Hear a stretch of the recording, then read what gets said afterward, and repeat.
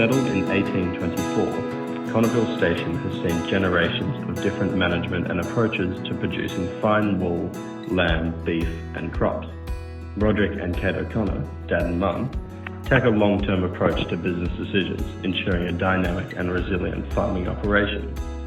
Across 17,200 hectares, Connerville Station integrates 10,500 hectares of native bush, covenant, carbon forests and plantations, with 24,000 total sheep, including 14,000 ewes, 2,000 total cattle, including 1,650 cows, 585 hectares of pivot irrigation and 180 hectares of cropping. As the seventh generation, I'm currently developing off-farm skills and thinking in preparation for taking on the role within the family business with an approach to farming and investing that continues the legacy of sustainable production at Connerville Station. Hi, I'm Rich Ellis. We're at Connerville Station in the Northern Midlands of Tasmania. We chose Connerville Station for this year's virtual farm tour as we feel it's a good fit for this year's topic of business resilience. And I'm Ian Bruce. The working group would really like to thank the O'Connor family for hosting us for the virtual farm tour, and also thank our virtual farm tour sponsor, Nutrient Ag Solutions.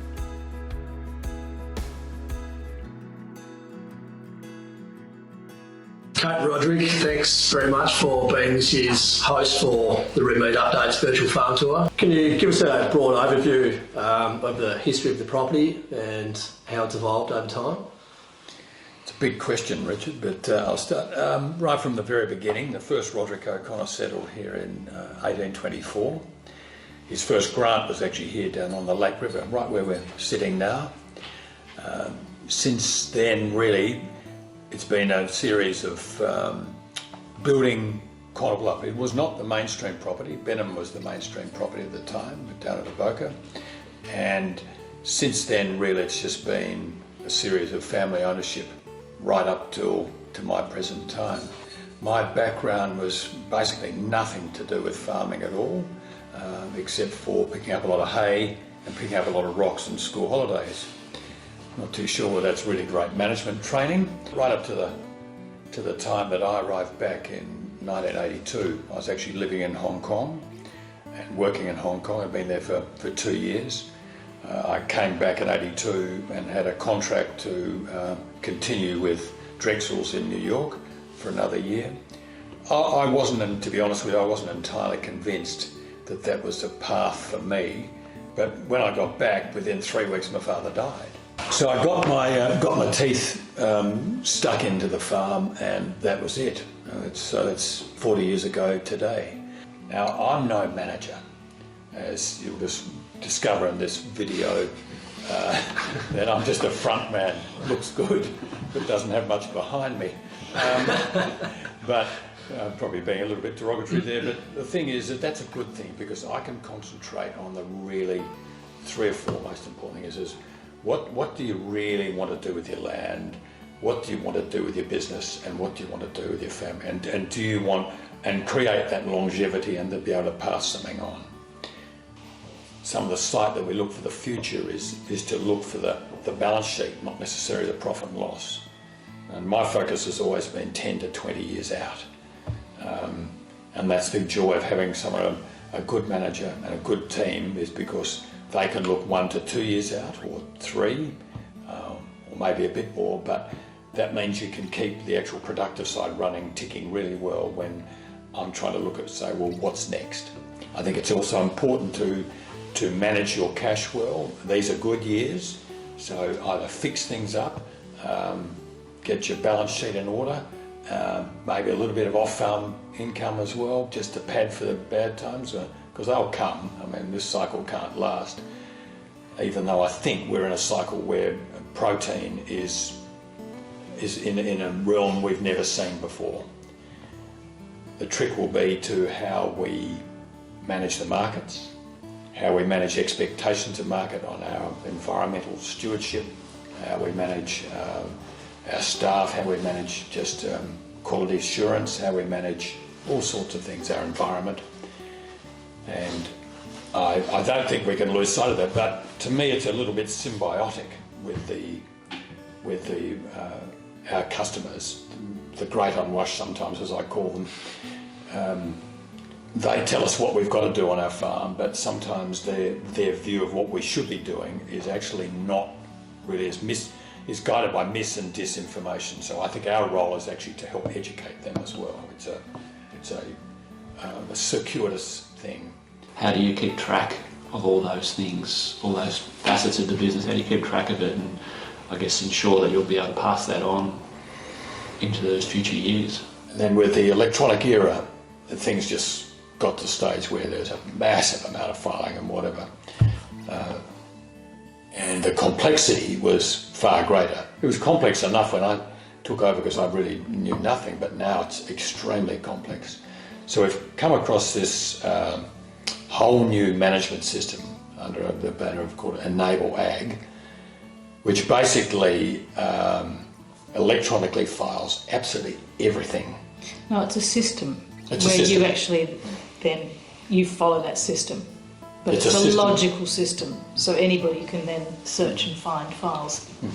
It's a system for family, it's a system for myself, it's a system for my wife, it's a system for my manager, it's a system for all the staff. Here's the template. You can take that, or you can make adjustments to that. This works fine, and you could use that for a certain amount of time, just to sit back and watch, and then your higher education allows you to then start directing in the way that becomes your own template. We couldn't imagine where we are right now, the way the digital world has enabled us to utilise it. I suppose from our perspective, being old people, we've lived in the old analogue age, and so we see what digital, what you can do with that level of tech and then transpose it onto our world. Roderic, how important are people to your business?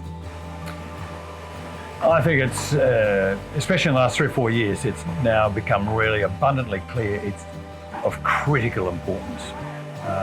There's a lot of extremely talented people out there, and you need to, it's hard enough to find them, but it's also hard enough to retain them. So I think my role really is to try and do anything to upgrade and bring the whole operation up to best practice.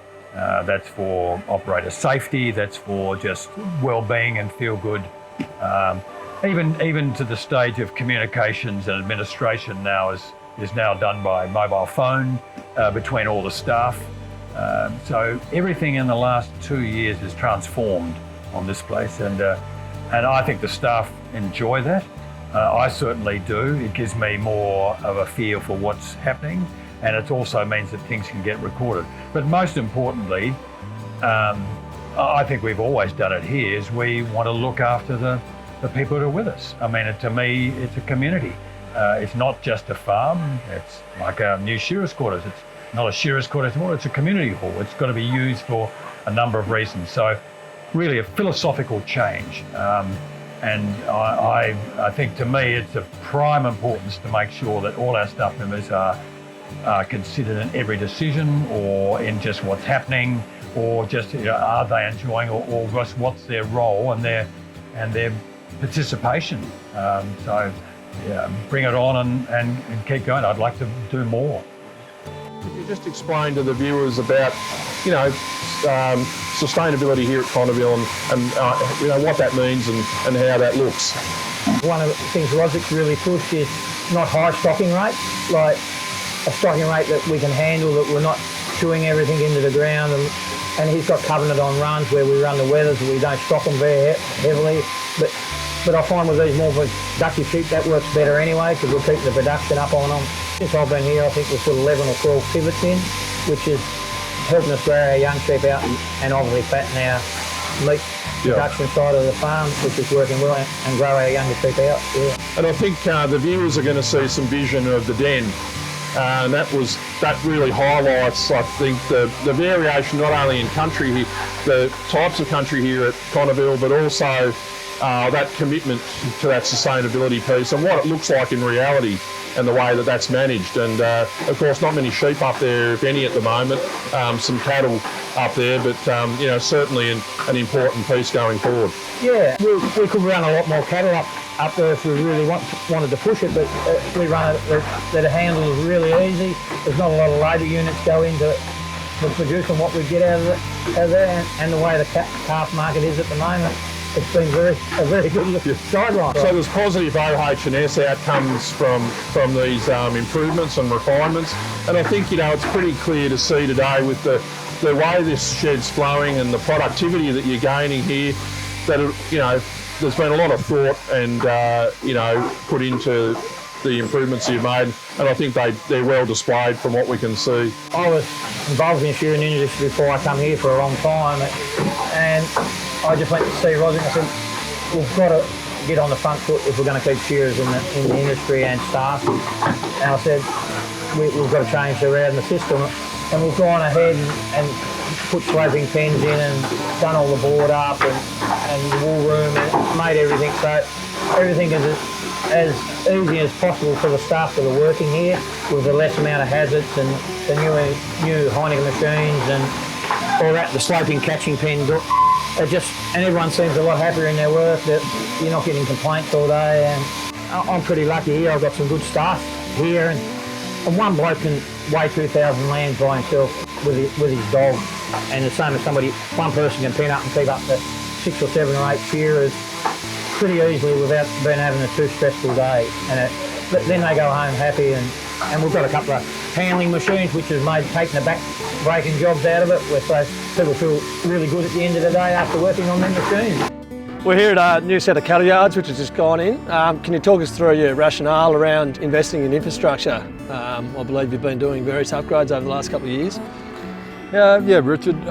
We've sort of embarked on a program about 4 years ago. The thought, why don't we just tidy up all our infrastructure? It worked pretty well, but in this world today, you've got to sort of think 20 to 30 years ahead, and it gave us a great opportunity to look at how we can improve structures for human use and also for the movement of livestock in them. So we've actually completed 2 cattle yards, 2 sheep yards, and the one behind here is the main cattle yards. How have you seen productivity gains through that investment? Well, the remit about 4 years ago for all these buildings was basically, or the yards were, if we could use them single-handed. Even a big operation like this, it might be fiddly, but can it be used single-handedly? And the test is that so far, all of the yards have met that test. We've been able to incorporate human safety by putting just breakaway gates and other things in it, which we didn't have in the old yards. So I think people today just demand this sort of stuff as a norm, and with everything being so litigious, it's a great way to actually say, well, how do we actually make things work really well? And no doubt a good way to attract and retain staff as well. Some of these more laborious projects become a lot easier and more enjoyable. Oh, absolutely. Look, if you can get a 20% or a 30% increase in flow through, which we've generally got out of all the new yards, make the job quicker, get the right gear that matches it as well, like the handling equipment, it is a delight. And it's been well received by your staff? Oh, they're wrapped.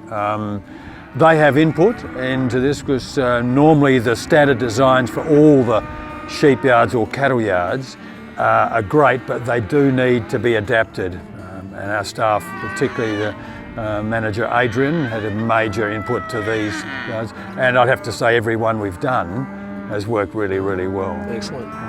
And the shearing sheds have undergone some refurbishment as well, I understand? Yeah, that was a really big job. It was I actually walked down to our shearers' quarters about 4 years ago, and I walked out one day or after that and had a bit of a teeth grin and said, who would live or who would stay in there? And I thought, no.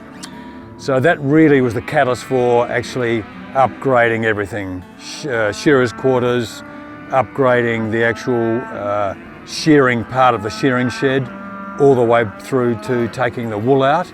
And then we'd and then embarked on all the input parts of the shed, so all the yards, all the classing races, all the handling equipment, and how to connect all that through in a total system. What's your ethos on animal handling and animal welfare? It's a big question. It's actually probably the prime reason for doing all the investment in infrastructure. The more, the better cattle or sheep flow through a system, the easier it is to handle it. So it actually works both ways. It's an animal welfare issue, but it actually rubs off onto being a good liaison between staff and the animal as well. Here we adopt low stress stock handling principles in an adapted form. Here also with the new yards, we want to make sure that we have anything we turn off to the market is no bruising or no stress, and so it's absolutely critical because we know how much discount now is applied to things that are not actually within the MLA guidelines or within the any guidelines that we have to for our produce. What about with your staffing? Interested in how you manage staff efficiency and getting the most out of your staff and having the right staff in the right place? That was a long journey from more like an institutional, large wool growing operation with large numbers of staff and had lots of issues with that. The beauty of what we've done in the last 10, 15 years is to streamline staff, put a hell of a lot of money into infrastructural equipment to make the job for the staff a lot better. I think if you put a lot of money into even housing, infrastructural equipment, shearing sheds, yards, laneways, anything to try, and even automotive, just gear to move around in, that staff really appreciate. They're more committed to the job. The hardest thing is to actually go out and find those people, but they're there. And you have a responsibility to look after them. I think even to look after their families. You have a responsibility to pay them well, very well, and be there to listen to the needs and take a lot of their input in relation to how structurally they can alter the farm.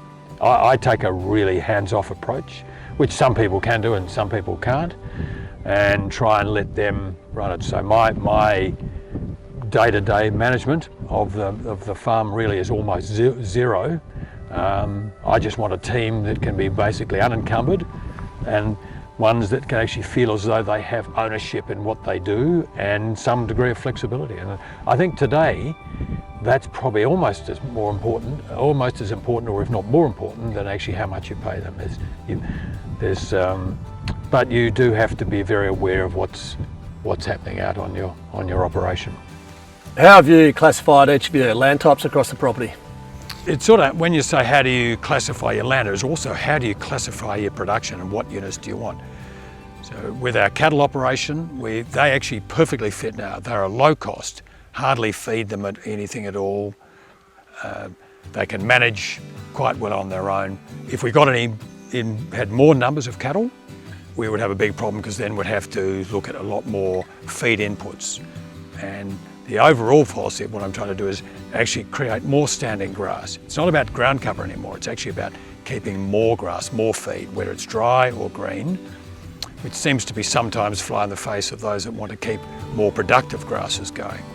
To me, in a drought, any standing grass has value. So once we got that sorted out, that left our cattle operation the same, and then we thought, well, the better country can handle irrigation. So then we embarked since about 2004 on an irrigation process, and by starting that, then we thought, well, we'd better maximise the value of that, so we brought in a prime lamb operation.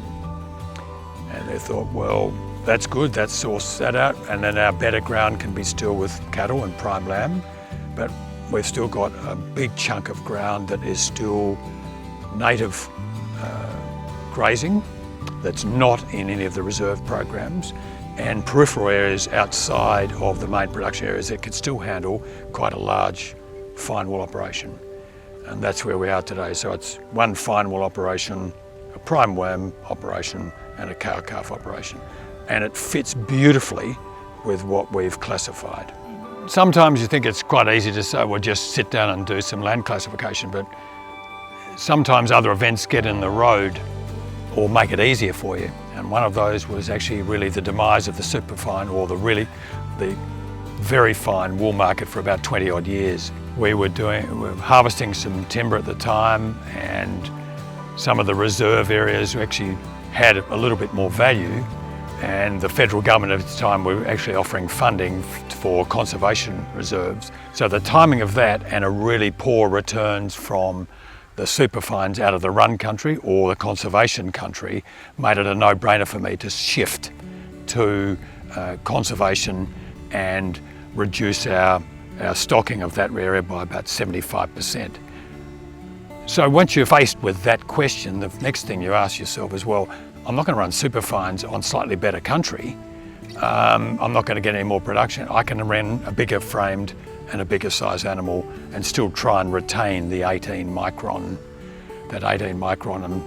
at 7 to 8 kilograms cut per head.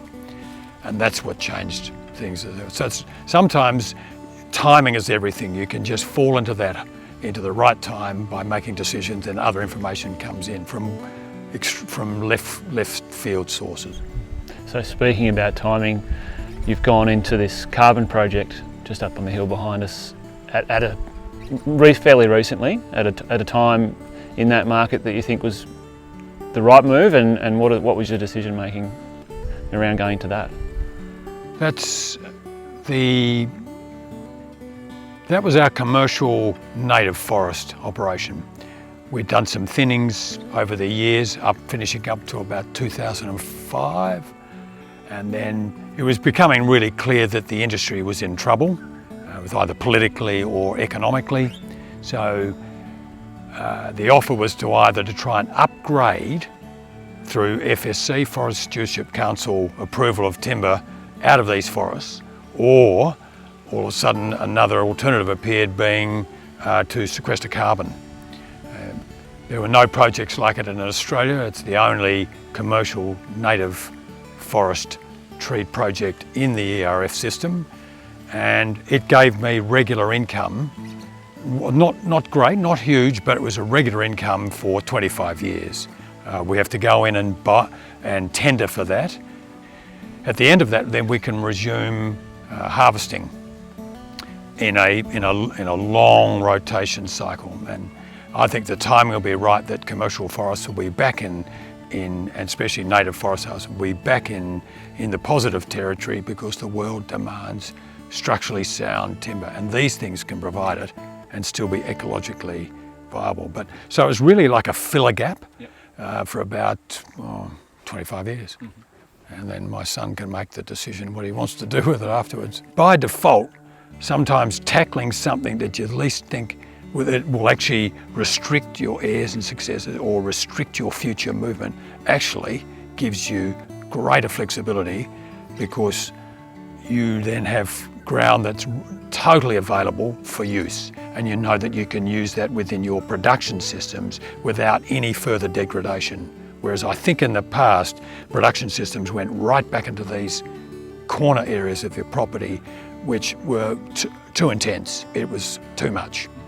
So I'm really pleased, but it's a really good journey. I think every decision I make now has always got a conservation hat, even if it's a full-on production things down in our irrigation country. It's still important to have that decision making behind every production decision. If you had to strike a balance between sustainability and meeting your business objectives, so to speak, from some of those land types which you've taken a more sustainable approach to? Yeah, that's a good question. Absolutely. What I've found is that by going down the carbon way, going down the conservation way, going into even to some plantations, it actually made me think about how do we make the productive part of the property far more profitable. But it also helped me economically in these areas, because they're actually earning an income where they weren't earning an income before. I think in the last 20 odd years, this type of ground, the ground that was almost what you call waste ground, or last 30 years, waste ground, whether it's commercial, native harvests or whatever, has now actually got some real value. So you're actually getting some discernible value by conservation, but also it's greater than that because it's adding to the whole business.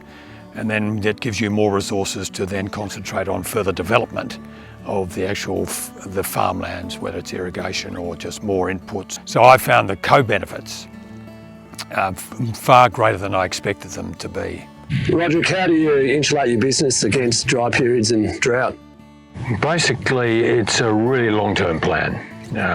I started that 20, 30 years ago through mainly get the stocking levels right. So what we do is I consider ourselves understocked. We basically set stock to some degree, our cattle operation, but it's around about 40% of the DSE for the given area, depending on what type of topography it is. So, and then we either match on with more rotational grazing or rotational spilling with the sheep operation. So that automatically gives you an insulation. The next step was pivot irrigators, in order not only to grow crops, but to just either fatten or take animals all the way through winter, which is something we could never do here. The third thing is to make sure all your infrastructure, put a bit of money into everything you do each year, whether it's roads, infrastructure, buildings, everything you can, so that when you've got a good year, you don't actually have to do too much, and then you can put monies away for what I call a fighting fund or a contingency fund for the future. Of course, the markets will change and things will get tough at some stage again. And it's really important to just have that contingency. The other thing is to also to even out your cash flows during the year so that you can continue to do projects at any time of the year when others generally can't. And it just gives you more of an option. But in the end of the day, I don't want to be hamstrung by having to increase numbers in order to climb that greasy pole to get more money from them and find that the costs are too great. So set all your stock according to what your land can do. And then that's what we've done for the last 15 or so years, and it's working really well. Roderic, what would your three key take-home messages be for establishing and maintaining a resilient and sustainable farming business? Oh, the hardest question for the last, is it? Absolutely. I think like anything in life to me, cover your downside risk. Make sure you do things that get rid of that risk quotient. Think long-term. Think outside the square. That's three, is it? It is. Keep going. I'm going to keep going. Yeah. Think outside the square. Have a good community on your farm, and make sure that you have stock that is totally suited to the ground that you've got. If it's high and rocky country or something, maybe it's cattle country or whatever, but make sure you set it up that suits well. I don't think you may use consultancies for that, but I think a lot of it, you've got the skills there. All you need is someone to challenge you, and you have to challenge you, and above all, step out of your comfort zone. Don't be afraid to make mistakes, and if you do, you'll find that they're only very small ones, and that actually that lesson is far greater than being in this world of perfection and more drive and more output or whatever. Sometimes step back and look at the whole picture. Thank you very much. No, thank you. Really appreciate it.